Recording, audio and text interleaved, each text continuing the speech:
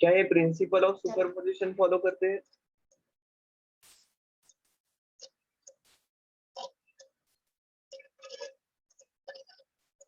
क्या होता है प्रिंसिपल ऑफ सुपरपोजिशन?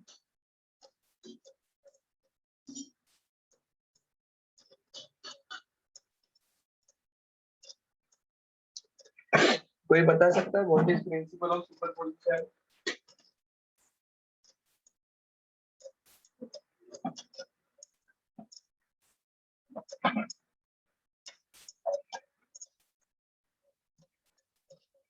देखो, ये प्रिंसिपल ऑफ सुपरपोजिशन फॉलो करते हैं और प्रिंसिपल ऑफ सुपरपोजिशन है the force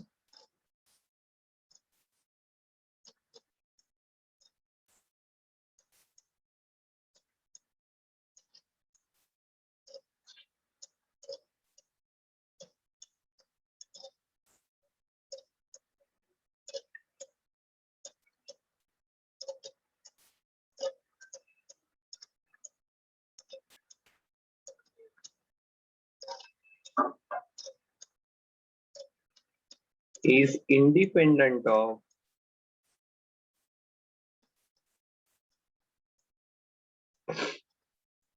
presence of another charges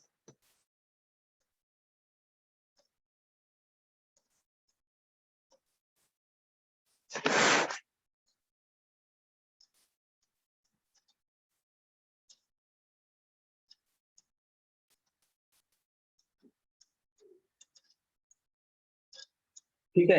एक ये पार्ट है, इसका दूसरा पार्ट है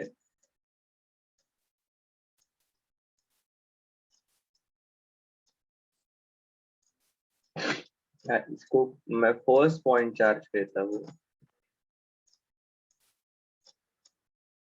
the first point charge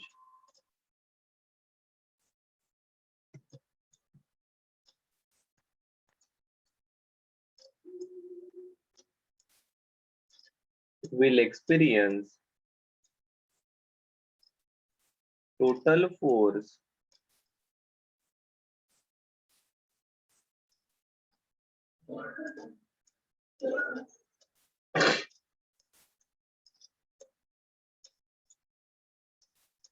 which will be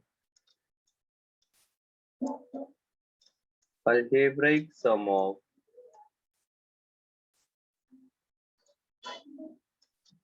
all forces। मतलब क्या कहा? मतलब ऐसा है,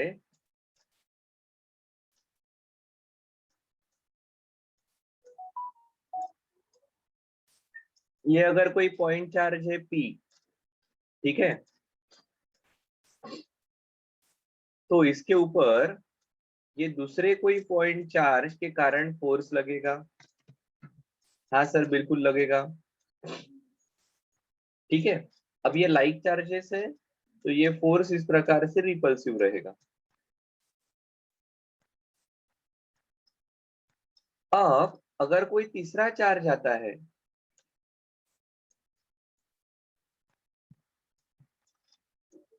तो ये तीसरे चार्ज के कारण ये पहले चार्ज के कारण जो फोर्स लग रहा है इस पर कुछ भी फर्क नहीं पड़ने वाला है। ना ही ये जो तीसरा चार्ज है इसके कारण जो फोर्स लग रहा है उसके ऊपर भी ये पहले चार्ज के एग्जिस्टेंस का कुछ भी फर्क नहीं पड़ेगा। दैट इज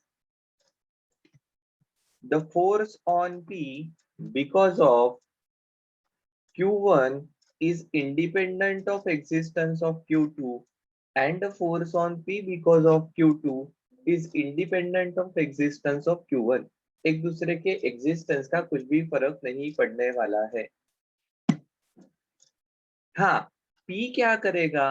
P इनका नेट फोर्स साइमल्टेनियसली एक्सपीरियंस करेगा। क्या सही है? This is principle of superposition. तो net force will B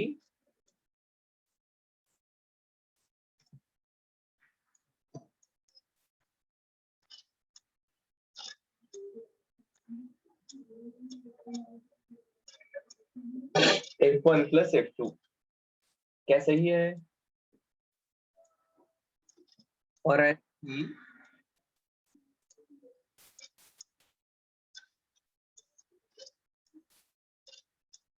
electric field का कंसेप्ट है।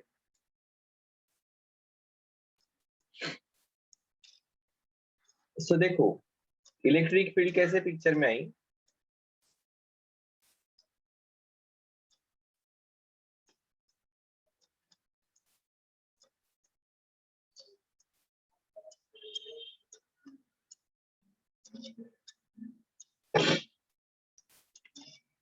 ये चार्ज है कोई क्यू, ये है छोटा क्यू।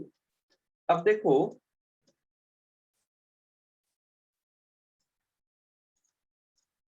इस कैपिटल क्यू के कारण छोटे क्यू पर फोर्स लगेगा क्या? सर हाँ लगेगा।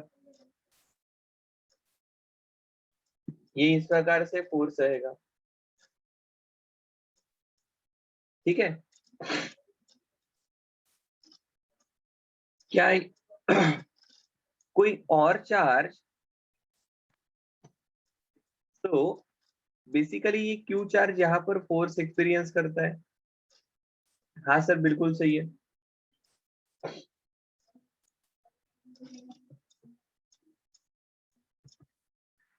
ठीक है, अब देखो,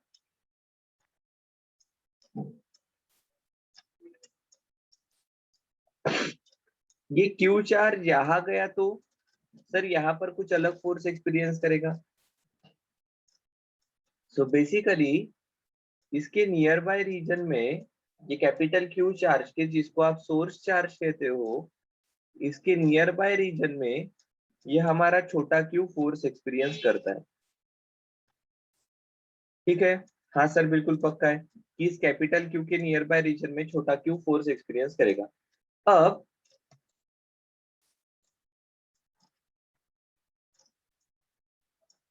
हमने इस कैपिटल क्यू को हटा दिया,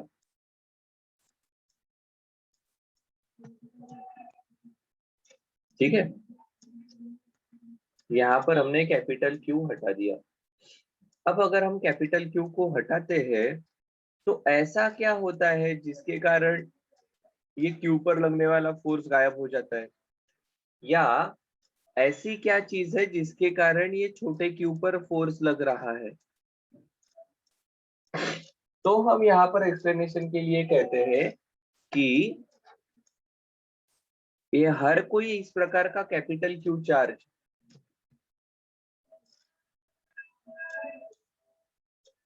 ऐसे सब कैपिटल क्यू चार्ज ये अपने आजू बाजू में इलेक्ट्रिक फील्ड प्रोड्यूस करते हैं, और इस इलेक्ट्रिक फील्ड में ये छोटा क्यू चार्ज फोर्स एक्सपीरियंस करेगा। क्योंकि अगर क्यू गायब करते हैं तो यहाँ की कौन सी प्रॉपर्टी गायब होती है जिसके कारण इस पर लगने वाला फोर्स गायब हो जाएगा। So it is that property which is called as electric field।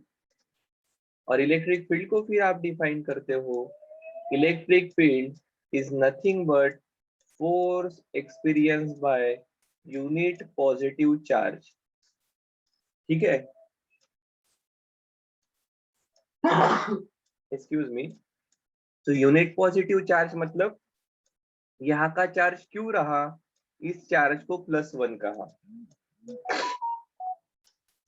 ठीक है, तो यह आ जाएगा Q इंटू 1 लिखेंगे नहीं, डिवाइडेड बाय इन दोनों के बीच के डिस्टेंस का स्क्वायर।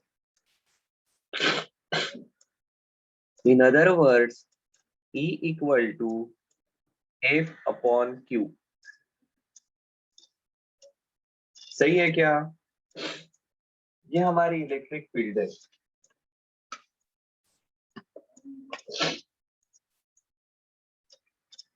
और जिस प्रकार से फोर्सेस, अब देखो, electric field is nothing but force experience by unit positive charge. So वो एक प्रकार का फोर्स है। अगर forces principle of superposition follow करते हैं तो इलेक्ट्रिक फील्ड ने भी प्रिंसिपल ऑफ सुपरपोजिशन फॉलो करना चाहिए। मतलब हमारा कहना क्या है, हमारा कहना ऐसा है, ये कोई पॉइंट है P और इसके आजू बाजू में if there are 3 charges Q1, Q2 and Q3, इनके बीच का डिस्टेंस कुछ तो R1, R2 एंड R3 है।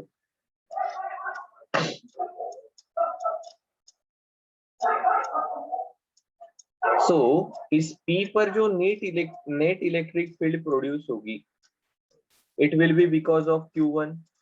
Q1 की जब इलेक्ट्रिक फील्ड प्रोड्यूस होगी तब Q2 और Q3 के एग्जिस्टेंस का कुछ भी फर्क नहीं पड़ेगा। यह आ जाएगी 1/4πε0 Q1 अपॉन Q1 से डिस्टेंस R1 का स्क्वायर। अब Q2 के कारण भी यहाँ पर फील्ड रहेगी, बिल्कुल सही है। तो अब देखो, हम यहाँ पर R1 कैप कौन से डायरेक्शन में रहेंगी? R1 कैप के डायरेक्शन में, वेक्टर है ना। Q2 सेम, Q1 और Q3 के एग्जिस्टेंस का फर्क नहीं पड़ेगा। 1/4πε0 को कॉमन निकाल लेते हैं, यहाँ पर आ जाएगा Q2 अपॉन R2 का square into R2 cap. Similarly Q3 के कारण रहेगा, जब Q1 Q3 के एग्जिस्टेंस का फर्क नहीं पड़ेगा। 1/4πε0 Q3 अपॉन R3 का स्क्वायर इंटू R3 कैप। ये direction along the line joining them attractive या repulsive depends on their nature। कि P पर का चार्ज तो यूनिट पॉजिटिव है, तो Q1 अगर पॉजिटिव है तो ये रिपल्सिव रहेगा, Q1 अगर निगेटिव है तो ये अट्रैक्टिव रहेगा।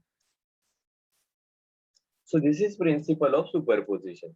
और इस प्रकार से यहाँ पर इलेक्ट्रिक फील्ड प्रोड्यूस हो रही है because of multiple point charges. क्या सही है क्या? अब हम many a times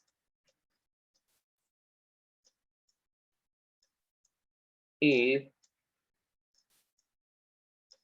electric field is represented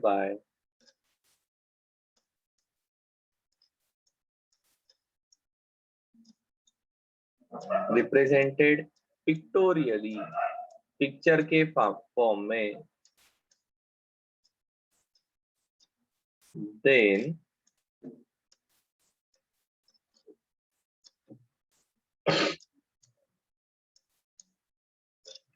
the lines which gives us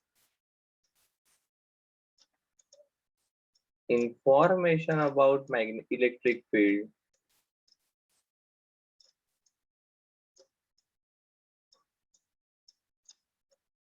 are called as, क्या कहते हैं उनको? Electric field lines. Electric field lines, ठीक है। क्या खासियत है इन इलेक्ट्रिक फील्ड लाइंस की?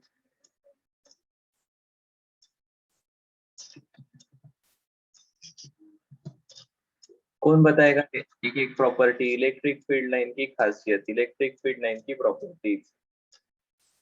Starts at positive charge, terminates at negative charge.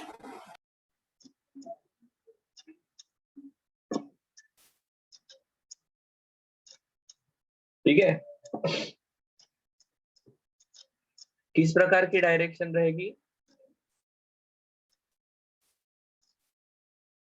Radially.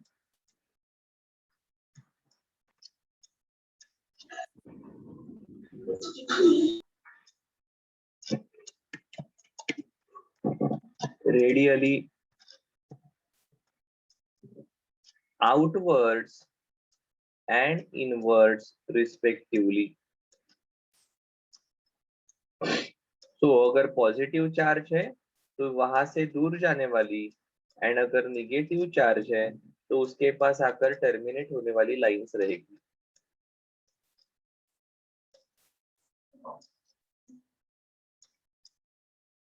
ठीक है।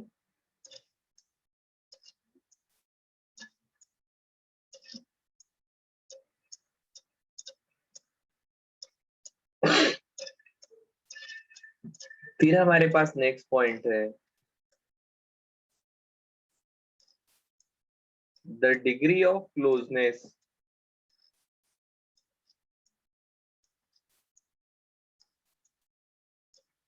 indicates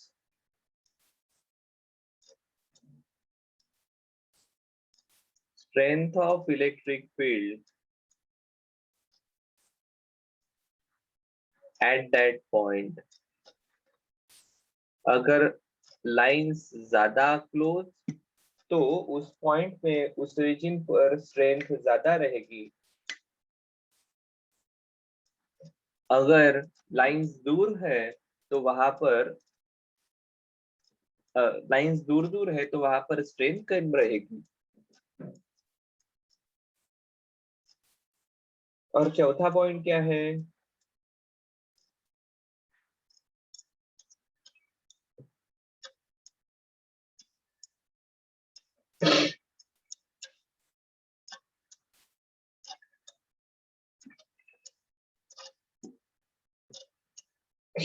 क्या है चौथा point? Sir, they don't cross each other. बहुत बढ़िया। They do not intersect each other.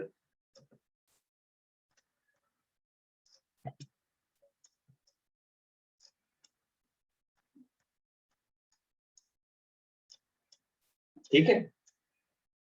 Electric field lines और मैग्नेटिक फील्ड लाइंस में सिर्फ एक ही मेजर डिफरेंस है, कौन सा? अगर वो डिफरेंस आप बता पाओगे तो मुझे ध्यान में आ जाएगा आपको ये पार्ट पूरा समझा है या नहीं।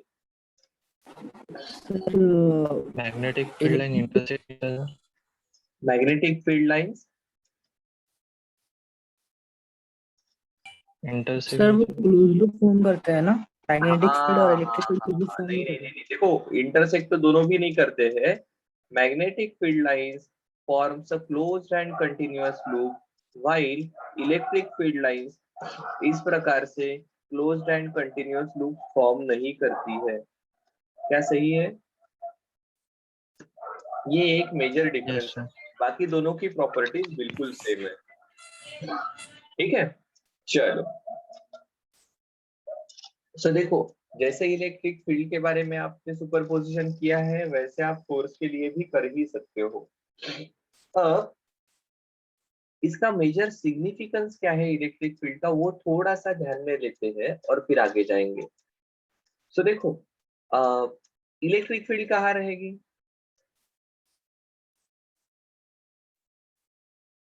कहाँ रह सकती है इलेक्ट्रिक फील्ड?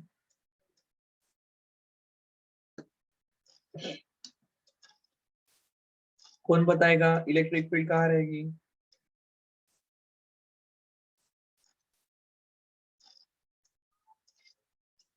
सर, किसी चार्ज के आजू बाजू में इलेक्ट्रिक फील्ड रहेगी, क्या सही है? ओके, सो अब वहां से चार्ज हटाया या किसी पॉइंट पर चार्ज लाया गया तो क्या इंस्टेंटेनियस वहां पर फील्ड आएगी क्या?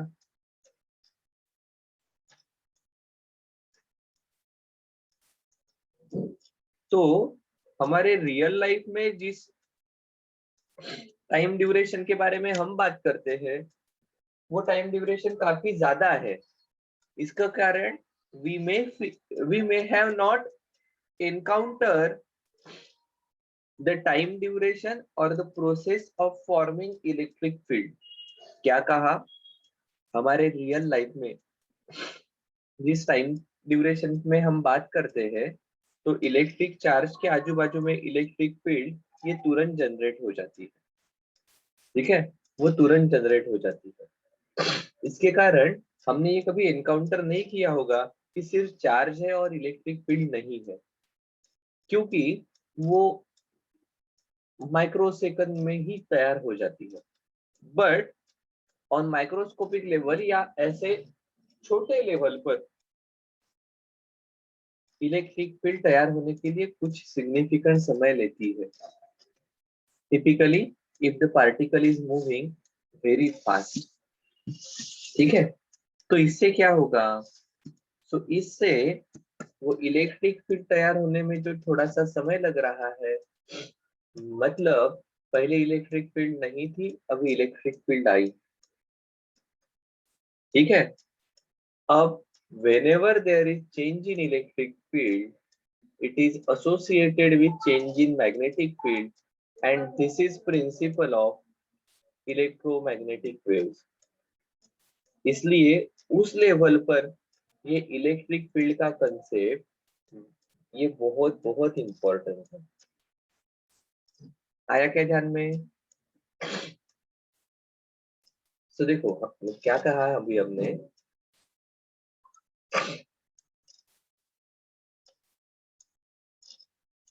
ये कोई अगर पॉइंट चार्ज है, अब इस पॉइंट चार्ज के कारण इस प्रकार की फील्ड रहेगी। क्या यहाँ पर अभी फील्ड है क्या? नहीं है। सो जब ये चार्ज मूव करेगा,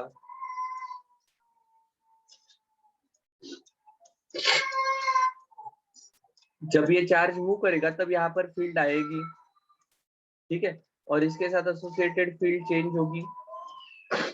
तो this change in field is associated with change in magnetic field also, और इस प्रकार से changing electric field and magnetic field रहेगी, तो वहां पर इलेक्ट्रोमैग्नेटिक वेव्स डेवलप होती है, वहां पर इलेक्ट्रोमैग्नेटिक वेव्स जनरेट होती है, ठीक है। सो बेसिकली इस प्रकार से वैरिंग इलेक्ट्रिक फील्ड ये इलेक्ट्रोमैग्नेटिक वेव्स के जनरेशन के पीछे का क्या कहेंगे, इसके कारण इलेक्ट्रोमैग्नेटिक वेव्स जनरेट होती है। क्या सही है? ओके सर, बहुत बढ़िया। अगर ये ध्यान में आ गया तो we will talk about electric flux.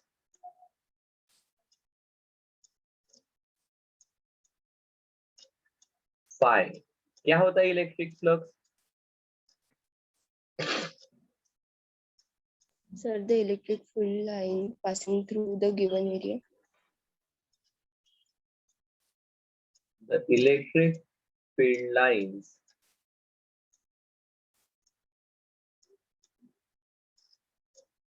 passing normally through given area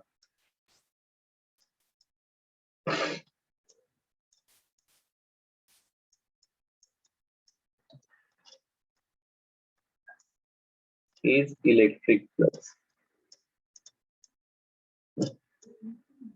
ठीक है। क्योंकि देखो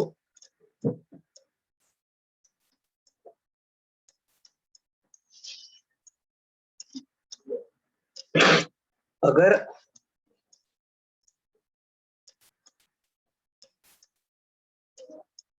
ये कोई एरिया है, यहां से कुछ लाइंस ऐसे जा रही है,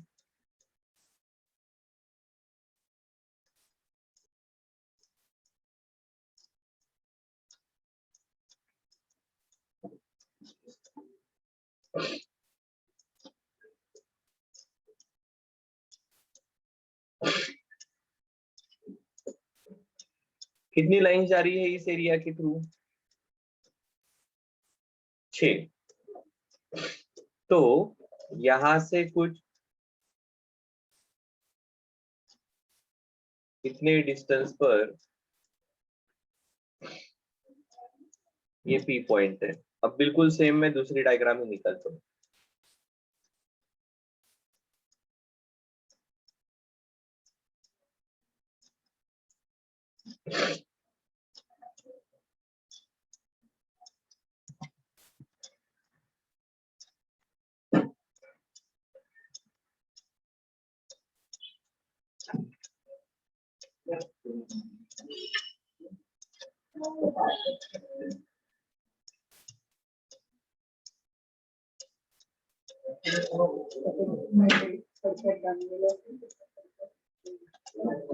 एरिया सेम, कौन से पॉइंट पर इलेक्ट्रिक फील्ड स्ट्रांग रहेगी? So obviously you will say sir P point पर इलेक्ट्रिक फील्ड ज्यादा स्ट्रॉन्ग रहेगा, ठीक है, क्योंकि यहाँ पर ये लाइंस इस एरिया को परपेंडिकुलरली बाहर जा रही है। यहाँ पर ये line are making some angle. अगर आपको निकालना ही है तो आप कहोगे सर यहाँ पर अगर इलेक्ट्रिक फील्ड आपको निकालनी है तो इन लाइंस का कंपोनेंट लेना पड़ेगा। इन सभी लाइन का एक कंपोनेंट रहेगा वर्टिकल डायरेक्शन में, एक कंपोनेंट रहेगा हॉरिजॉन्टल डायरेक्शन में।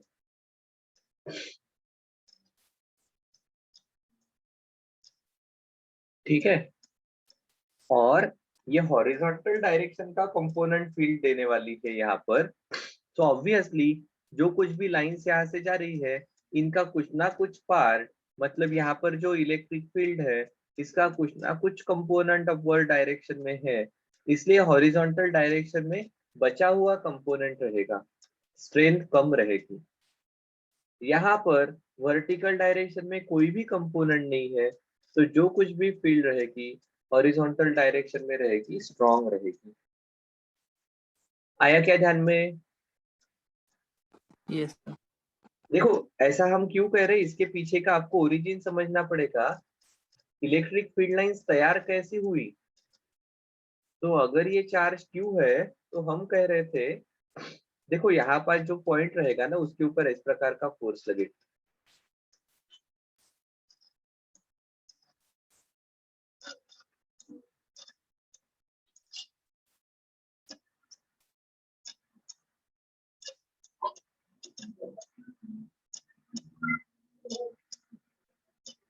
क्या सही है?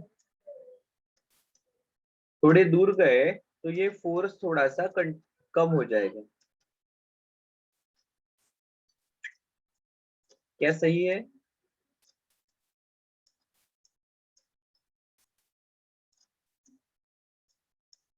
और दूर गए तो ये फोर्स थोड़ा सा, ये फोर्स और वीक होने लगेगा। हमने जब इलेक्ट्रिक फील्ड लाइंस निकाली थी तब हमने एक्चुअली इन सबको ज्वाइन कर लिया था, ठीक है, इन सबको हमने इस प्रकार से ज्वाइन कर लिया था।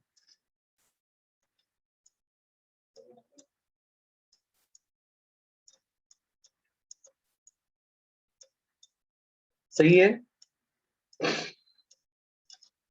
अब शायद से आपको डर लगेगा कि अरे सर, पर ये एरो की स्ट्रेंथ आपको एरो की लेंथ आपको फोर्स की स्ट्रेंथ बता रही थी, तो अब आपने अगर कंटिन्यूअस लाइन निकाली तो ये जो वेक्टर के फॉर्म में जो इंफॉर्मेशन मिल रही थी हमें वो चली गई। तो फिर यहाँ पर हमने वो कंसेप्ट लाया डिग्री ऑफ क्लोजनेस। देखो अगर एक छोटा सा एरिया अगर हमने कंसीडर किया तो अब इस एरिया में से एक ही लाइन पास हो रही है, वही यहाँ पर पास में आए तो उतने रीजन में से ज्यादा लाइन पास हो रही है। यहाँ पर गए तो यहाँ से पास होने वाली लाइन ज्यादा है, आगे गए तो पास होने वाली लाइंस कम है। तो degree of closeness indicate strength. पास में है, लाइन ज्यादा क्लोज है, स्ट्रेंथ ज्यादा है। दूर जा रहे, लाइन से एक दूसरे से दूर है, फील्ड की स्ट्रेंथ कम रहेगी। जो इंफॉर्मेशन एरो की लेंथ दे रही थी वही इंफॉर्मेशन यहाँ पर हमें मिल रही है।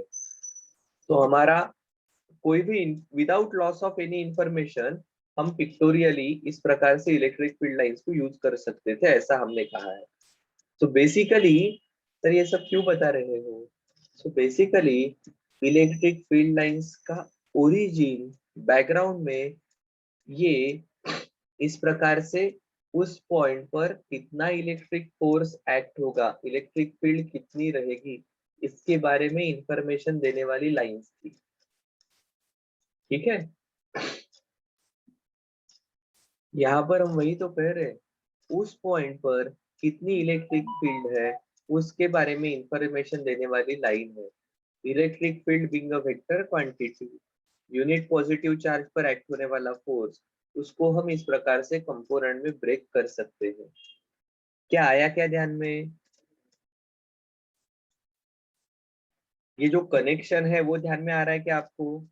इलेक्ट्रिक फील्ड लाइंस के बीच में, हाँ या ना?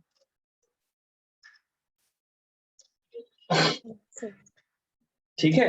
सो इसलिए अब ये नॉर्मली वर्ड इसलिए आया कि इस एरिया से नॉर्मली कितनी लाइन जा रही है। आपको पता है area being vector quantity, area की direction is always perpendicular to area की डायरेक्शन हम परपेंडिकुलर टू प्लेन लेते हैं। सो देखो यहाँ पर ये इलेक्ट्रिक फील्ड की डायरेक्शन इस प्रकार से रहेगी, ई मेकिंग एंगल थीटा। तो हम इस फ्लक्स को E डॉट ds इस प्रकार से देते हैं, which is E into ds into cos theta. आपको ध्यान में आएगा ये E की डायरेक्शन है, तो इस डायरेक्शन में E cos थीटा इतना कंपोनेंट चलेगा। सो बेसिकली एरिया में से नॉर्मली जाने वाली लाइन कितनी रहेगी? यहाँ पर area vector and electric field इनके बीच का एंगल 0 है, इसलिए ये EDS आ जाएगा। यहाँ पर दोनों के बीच का एंगल थीटा है, तो यहाँ पर फ्लक्स EDS cos थीटा आएगा।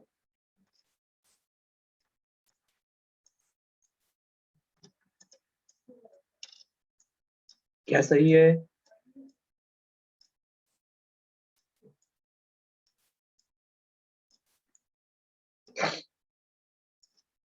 So electric flux is nothing but electric field lines passing normally through given area, and mathematically it is given by phi equal to E dot ds। क्या आया क्या ध्यान में? Yes, sir. पक्का? ठीक है, चलो। So then there is concept of electric dipole।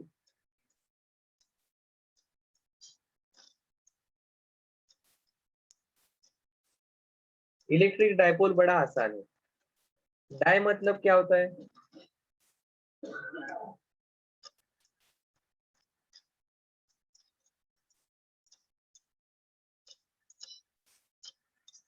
Die मतलब to.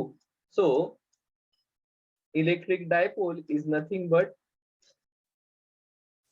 To equal and opposite charges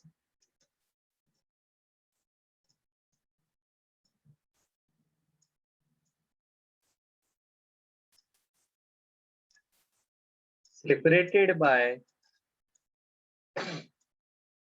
some distance forms electric dipole. इस प्रकार से अरेंजमेंट बन जाएगी ये बन जाएगी, ये एक चार्ज, ये दूसरा चार्ज,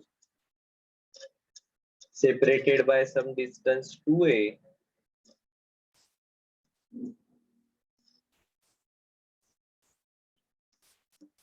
तो यहाँ पर हम एक प्रॉपर्टी डिफाइन करते हैं, इलेक्ट्रिक डायपोल मोमेंट।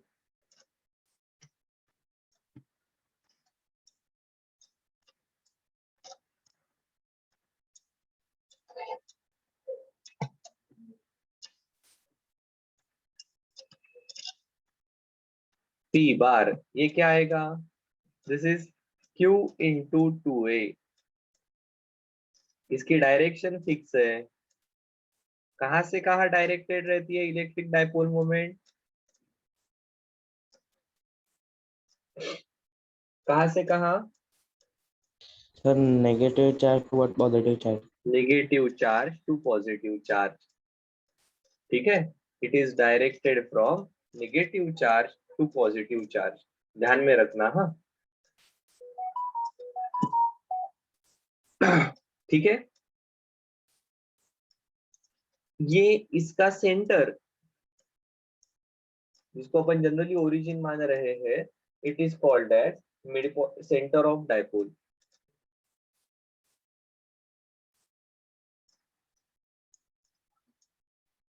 सर इसको अलग से क्यों पढ़ना, फिर इसको सिंपली दो चार्जेस की असेंबली है ऐसा करके क्यों नहीं पढ़ सकते हैं? बिकॉज इस डायपोल के कारण जो इलेक्ट्रिक फील्ड होती है, हम एक छोटा सा एजम्पशन यूज करते हैं। क्या? ये 2a डिस्टेंस जो है ना, वो जिस पॉइंट पर आपको इलेक्ट्रिक फील्ड निकालनी है उस डिस्टेंस से बहुत छोटा अगर रहेगा तो ये इलेक्ट्रिक फील्ड हमारे नॉर्मल इलेक्ट्रिक फील्ड से थोड़ा सा अलग प्रकार के रिलेशन से बताई जा सकती है। ठीक है, ये इलेक्ट्रिक फील्ड आ जाएगी, कितनी आती है? 1/4πε0। ये इलेक्ट्रिक डायपोल मोमेंट की प्रॉपर्टी आ जाएगी 2p अपॉन r³। कहां पर होगा ऐसा?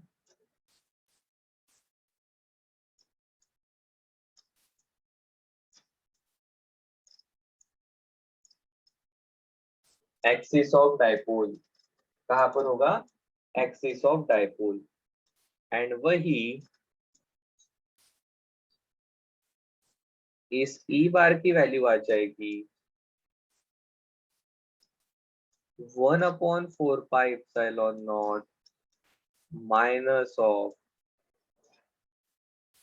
p bar upon r³ for point on equatorial plane.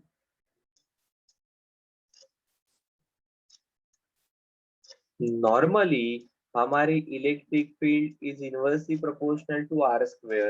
Dipole के केस में ये आने वाली है, it is inversely proportional to 1/r³। क्या सही है? सो इसलिए इलेक्ट्रिक डायपोल को आप अलग से पढ़ते हो, अलग से ट्रीट करते हो। एंड दूसरा एक मोर इम्पोर्टेंट रीजन है, हमारे रियल लाइफ में बहुत सारे कंपाउंड्स के मॉलिक्यूल ऐसे हैं जो डायपोल जैसा बिहेव करते हैं। क्या सही है?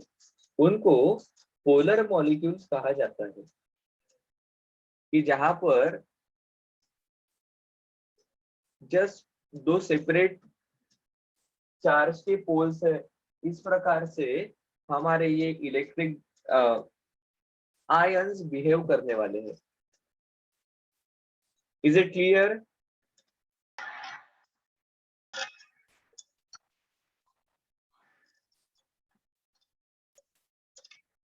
ठीक है, अगर ऐसा है तो और थोड़ा सा आगे जाते हैं। इस डायपोल को हमने एक्सटर्नल फील्ड में रखा तो क्या होगा?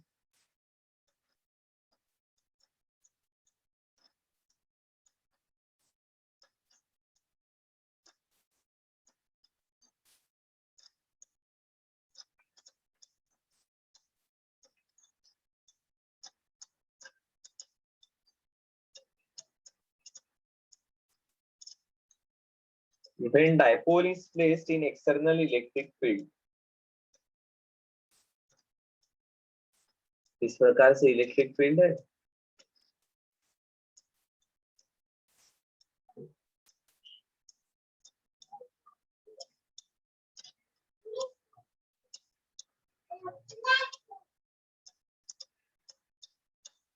ठीक है, और इसमें हमने इस डायपोल को रख दिया।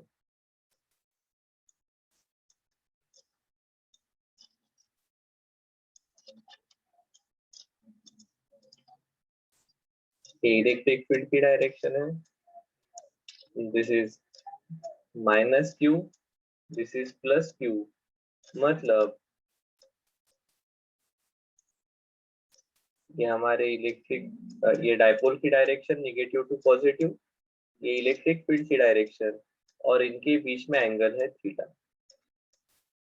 सो ऑब्वियसली इस पॉइंट के ऊपर फोर्स लगने वाला है इस डायरेक्शन में, पॉजिटिव होने के कारण इसके ऊपर इस प्रकार से फोर्स लगेगा, दोनों का मैग्नीट्यूड सेम रहेगा, but they are separated by some distance, तो यहाँ पर टॉर्क एक्ट होने वाला है। और इस टॉर्क को आप निकाल सकते हो, it is P bar cross E बार। क्या सही है? This torque will be P bar cross E बार। और इलेक्ट्रिक फील्ड यूनिफॉर्म नहीं है तो फिर आप बता सकते हो जिस साइड में इलेक्ट्रिक फील्ड स्ट्रॉन्ग वहां का फोर्स ज्यादा, जहां पर इलेक्ट्रिक फील्ड वीक वहां का फोर्स वीक, तो इसके ऊपर टॉर्क के साथ नेट फोर्स भी लगेगा।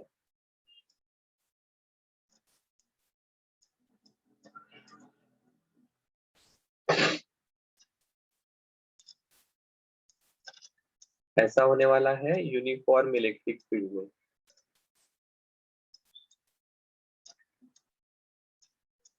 And torque equal to P bar cross E bar and F net will not be zero in non-uniform electric field.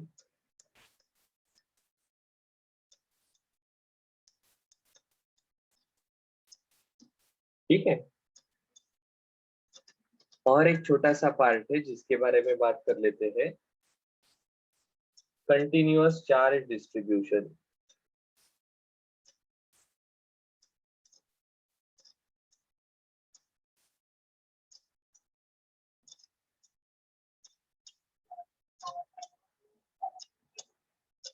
ठीक है, जैसे हमने चार्ज की प्रॉपर्टीज पढ़ते वक्त कहा था, चार्ज इज क्वांटाइज, मतलब क्या, छोटे छोटे पैकेट्स के फॉर्म में चार्ज रहता है। एक पैकेट की वैल्यू कितनी रहती है? स्मॉल ई इतनी। Minimum possible charge is 1.6 into 10 to the power -19। ठीक है, बट हमें ये भी ध्यान में आया कि ये बहुत छोटी वैल्यू है compare to charges which we deal at our day in day out level.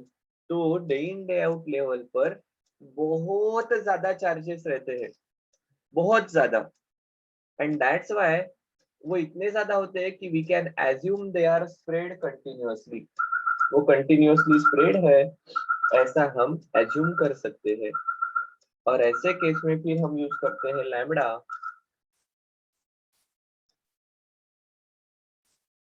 Sigma and rho. This is linear charge density,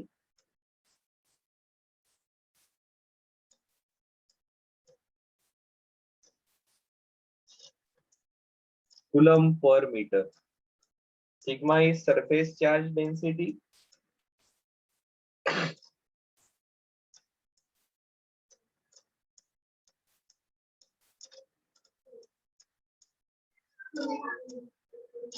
coulomb per meter square, and rho is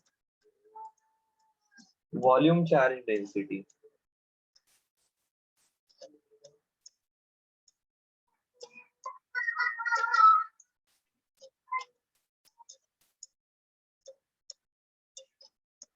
or simply charge density. Coulomb per metre cube. ठीक है, अब इनको लेकर Gauss law, Gauss theorem and फिर Gauss की application and capacitance, इसको हम कल के क्लास में डील करेंगे।